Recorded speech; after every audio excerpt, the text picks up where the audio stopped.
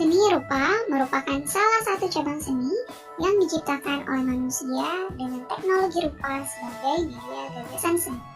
Kemunculan cabang seni rupa dapat memberikan keleluasaan dalam mengungkapkan ekspresi ke dalam bentuk karya fisik. Tapi, apakah kalian tahu, dalam seni rupa ada loh yang disebut sebagai seni rupa 3 dimensi? Kira-kira apa ya itu? Mari kita bahas bersama-sama. Karya seni rupa 3 dimensi adalah karya seni yang dibatasi tidak hanya dengan sisi panjang dan juga lebar, tapi juga dibatasi oleh tinggi atau kedalaman. Nah, karya seni rupa 3 dimensi disebut juga dengan karya seni yang memiliki ruang. Adanya tambahan kedalaman inilah yang menjadi pembeda antara karya seni rupa 2 dimensi dan karya seni rupa 3 dimensi. Dalam karya seni 3 dimensi, bahan dan medianya terbagi menjadi 3, yaitu ada bahan lunak, bahan liat, dan juga bahan keras. Nah, pada bahan lunak ini contohnya seperti kertas, karton, dan juga styrofoam. Sedangkan bahan liat contohnya adalah tanah liat, gips, lilin, dan juga plastisin. Untuk bahan keras contohnya adalah kayu, batu, dan juga logam. Teman-teman, ada beberapa teknik untuk melukis ataupun menggambar 3 dimensi. Kira-kira apa saja ya teknik-teknik tersebut? Mari kita bahas bersama-sama. Yang pertama, yaitu menggunakan teknik arsiran. Nah, teknik arsiran ini akan membuat gambar yang tadinya merupakan gambar 2 dimensi seolah-olah menjadi gambar 3 dimensi dengan diarsir. Nah, teknik mengarsiran ini harus memperhatikan gelap terangnya. Tujuan utamanya adalah menghidupkan objek utama yang akan kita gambar. Lalu yang kedua adalah menggunakan teknik lipatan kertas. Dengan menggunakan teknik lipatan kertas ini, media kertas yang mulanya 2 dimensi dilipat sedemikian rupa sehingga membuat objek yang digambar mampu menembus dimensi lipatan tersebut. Sehingga pada waktu pengambilan gambar tersebut akan tampak seperti objek 3 dimensi oleh mata. Lalu yang ketiga adalah menggunakan teknik tumpang tindih kertas atau media gambar. Dengan menggunakan teknik ini, sebuah objek dapat terlihat 3 dimensi oleh penglihatan kita.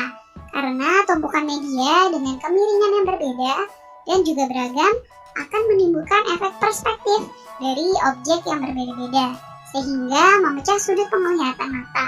Dengan demikian akan tampak seolah-olah objek tersebut menjadi lebih hidup. Lalu yang terakhir adalah menggunakan teknik potongan pada media kertas. Nah, dengan memotong sebagian objek utama, kemudian ditindihkan di atas kertas yang lain dengan posisi yang berbeda, maka seolah-olah objek akan menembus perspektif yang berbeda sehingga menimbulkan efek 3 dimensi. Sekarang kita akan membahas tentang ilustrasi. Sebelumnya, tahukah kalian apa yang dimaksud dengan ilustrasi? Ya, ilustrasi adalah gambaran berupa foto ataupun lukisan untuk memperjelas isi buku, karangan, dan sebagainya. Nah, sekarang Budiana inginkan teman-teman membuka buku tematik, lalu lihatlah beberapa halaman pada buku tersebut. Pasti di beberapa halaman tidak hanya terdapat teks ataupun tulisan, namun juga ada gambar yang di dalamnya. Nah, gambar tersebut yang dimaksud dengan ilustrasi. Tujuannya adalah untuk memperjelas isi yang terdapat dalam buku tematik. Untuk menggambar ilustrasi, kita perlu menentukan tema gambar. Misalnya, gambar ilustrasi mengenai kegiatan. Nah, teman-teman dapat memilih tema sehari-hari, seperti tema kerukunan. Setelah teman-teman menentukan tema tersebut, sekarang kita mulai untuk membayangkan kegiatan apa ya yang akan dilakukan oleh objek yang akan kita buat. Nah, setelah kita menentukan tema dan juga menentukan bentuk kegiatan pada objek yang akan digambar, kita perlu menggambar sketsa dari gambar ilustrasi. Nah, sketsa biasanya dapat dibuat menggunakan garis. Setelah membuat garis, kamu dapat menyempurnakan dengan menambahkan detail pada gambar objek. Nah, sekarang Budiana sudah punya contohnya. Perhatikan contoh berikut ini.